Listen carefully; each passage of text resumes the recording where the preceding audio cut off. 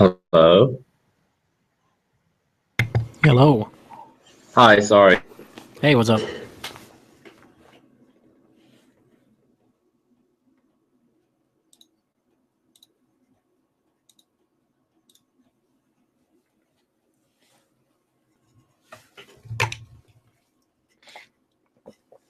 So what are you working on?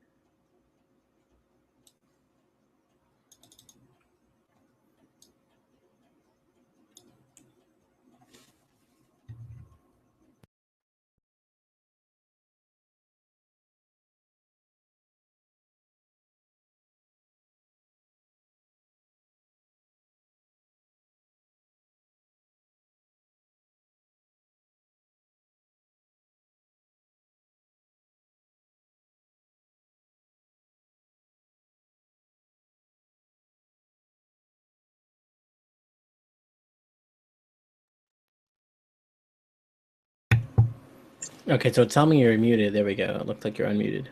Hi, sorry about that. Okay, what's up? Hi, yeah, so about the Z tables that you sent us. Yeah. They were like accurate to, hang on, let me pull it up right now first. So I think they're. I guess I can show you how to use them. Well, you Yep. also pull them up. I was showing this to somebody earlier because I think we've been getting a lot of questions about using these tables here. Okay. So once I can pull one up, I'll show you.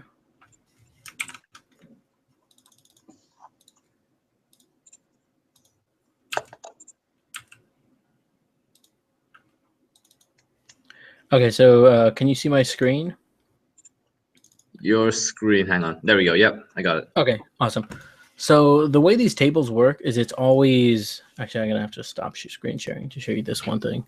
Okay. So these tables are a little different than some other ones in that they only show you the value or the proportion of observations that are less than some value. So if this is our z distribution, right? So z is in, our 0 is in the center. Yep.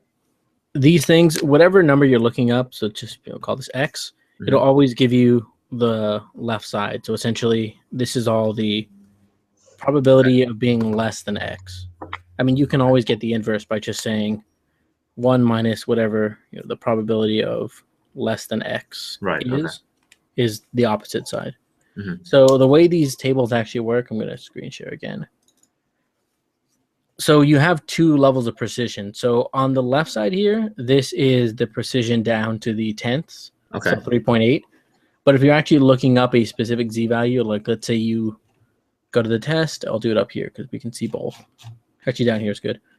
Okay. So if you want to know, greater than 0.9 or 0.91, so you'd say, okay, this is the 0.9 row. Let me turn on the highlighter here.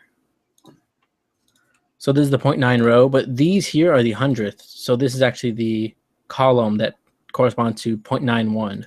Okay. So this is the number we want. And this is that number, 0.8186. That is actually this blue probability here. So all this 0.91. is Okay. 0.8186. So if we want to know the probability of being above 0.91, or this is, z of 0.91.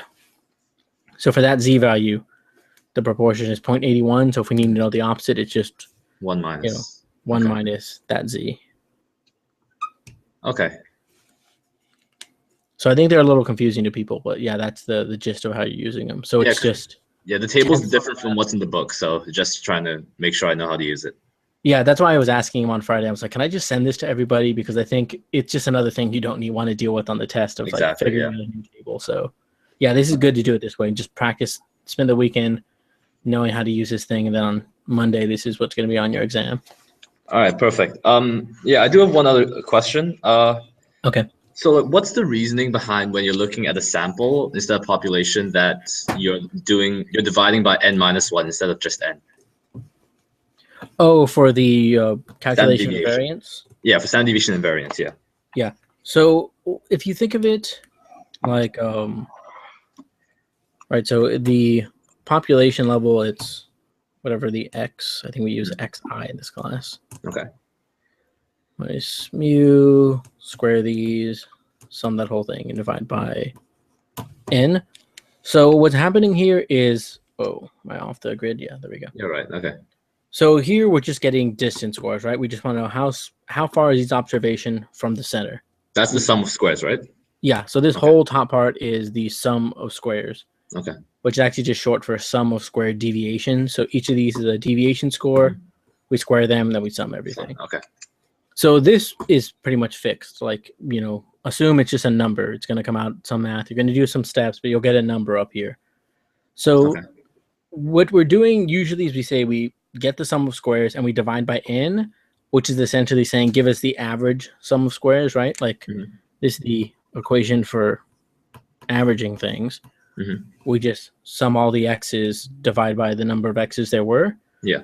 So we're doing the same here, and that's when we have all the data. So that's population level data. Yeah. But the problem is when we take a sample, these x's, so we don't have mu when we take a sample, right? Or when we're working with a sample, instead we have this. Yeah. Yeah. So the reason we end up using n-1 in this case when we're dealing with a sample is because this x bar. You have to square that as well, right? The top. Oh, yeah, sorry. Okay. Yeah, so this x bar here is made from these data points. Like the data of our sample determines what our x bar is. So it ends up that this estimate on top, these x's end up being closer to x bar than they would be in the broader population. Yeah. And the reason is because this x bar came from these x's. So this number here will just end up being, actually not larger, it will end up being smaller than it should be because these x's should be less tied to the central measure. We're up here, it's the actual real center of the distribution. So because these numbers end up more related to each other, and it's especially a bigger problem when you have small samples. If I take 2 people, they're all going to be close to the mean because the mean was determined by those 2 measures. So this thing is going to be a lot closer to each other. So we're going to get a lot smaller sum of squares than we should. And so the way we correct that, let's assume, this top just ends up, let's just call it 100. So that's pretty much fixed. So if we have a really small group, we want to adjust this number up. Like let's say the n is 2. So that would give us an estimate of 50. Okay. Actually, not 2. 2 is a bad number. It's so small. No one would ever calculate variance of 2. Let's say we had an n of 10. So we're going to say, okay, divide this. The answer is 10. But we know that this shouldn't be 100. It should be something bigger. So dividing by just 10, we're getting an estimate that ends up being too small. We're going to basically reduce this to 10. So instead we say, well, we know this number is not as big as it should be. So to correct for that fact, we're going to change it to now 9. So 10 was our sample size.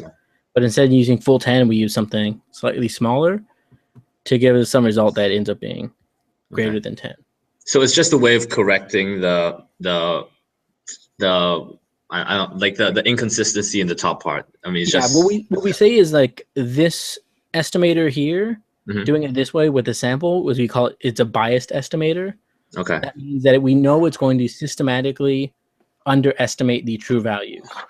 Okay. Because when we're using a sample, these aren't as free to vary as they are, from this thing, because that's always going to be intrinsically tied to the data points.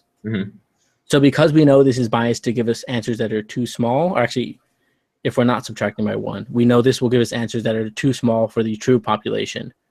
So we divide by n-1 to boost the number a little bit to kind of fix make a correction for the fact that we know this is biased to be underreporting.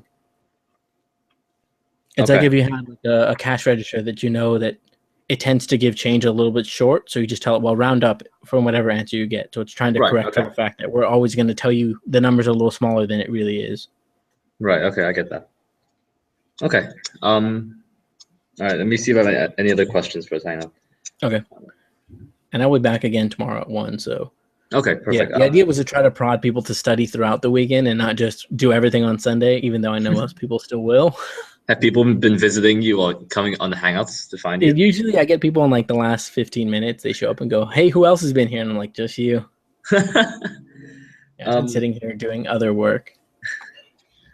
Okay, so I have a question about where does the standard error, the variation, so the standard error of the mean, where does that, how is that equation derived?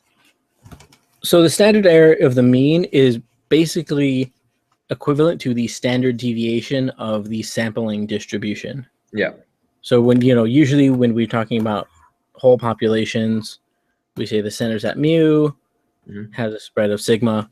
So this is how distributed our scores are. Yeah. So this is just talking about X observations, like how likely is it to find an individual in some range. But when we're taking samples of size n, what happens is that our scores aren't going to, so I guess even more clear. So these are talking about X's. Now this is talking about if we take a group of size n, we're going to get an X bar every time we do that. So if we do this infinitely, where are the X bars going to distribute? Like where should we expect to find group means if we do this? Right towards the center. So yeah, so the center ends up being the same. Yeah. We just call it mu X bar, but it's at the exact same point. But what changes here is the spread. And the reason the spread is changing is that when you take groups, it becomes, especially as the groups get larger, it becomes increasingly unlikely to ever get group means way out here.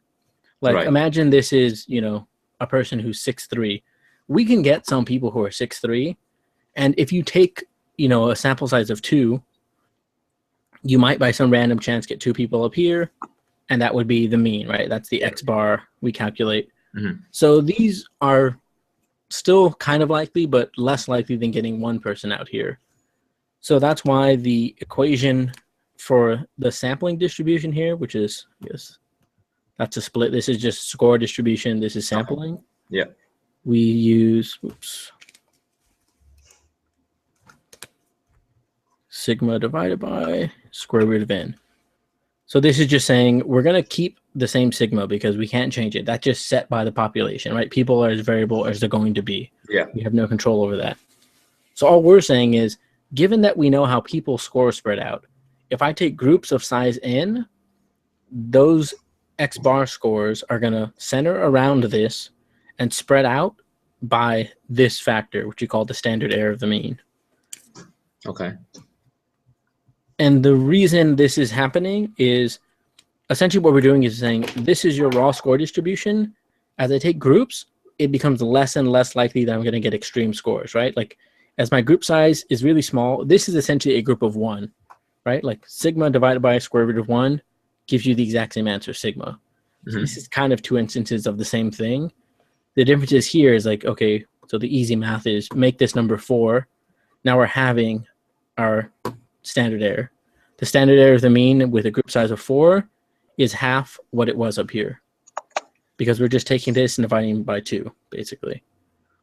So the square root of n is the rate at which the standard error gets smaller, basically. That's what I'm saying. Okay. And so the fact that it's a square root shows you there are diminishing returns, right? Like going from 2 or going from 4, you're taking this, dividing by half. But then to divide it by half again, you got to go to 16. And it'll go on infinitely and it just gets smaller and smaller and smaller. Okay. Yeah, so at some point you essentially say like, well, running 1,200 people is not much, going to give you much more precision than running 900 people. Because we've already, we have to add so many more to our n observation to really affect this standard error of the mean measurement. Okay.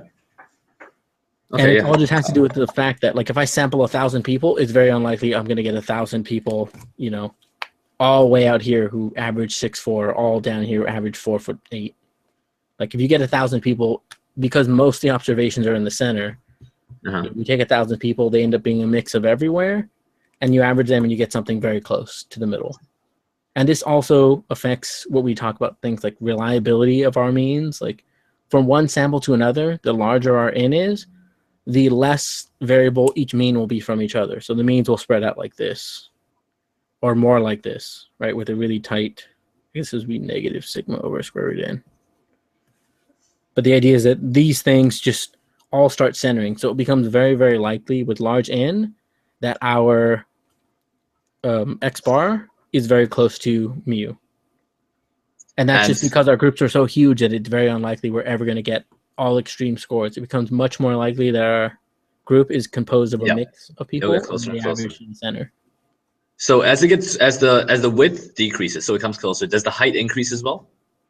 Yeah, generally. Although we usually just scale them to look the same. But right, like this has to sum to 1. So if there's just less out here, it just sucks up. Right. Yeah. So I mean, you'll scale them, but like if you compared the population versus the sampling distribution, the sampling distribution will be higher at the mean and thinner. Yeah. Okay. And the difference between the disparity between how much higher this is than that will grow as N gets larger and larger. So I think in class he even shows a slide where he did like N is 1,000, and it starts to look like this. Like it starts to just look like a line right there. Right. Yeah. Like pretty much every time we do a sample, they're very, very similar to each other. Okay. Right. Yeah, that's all I have for now. All right. Perfect. Cool. Sounds like you're in good shape. I might see you tomorrow then. Thank you. Take care. Thanks, Mikey. Bye.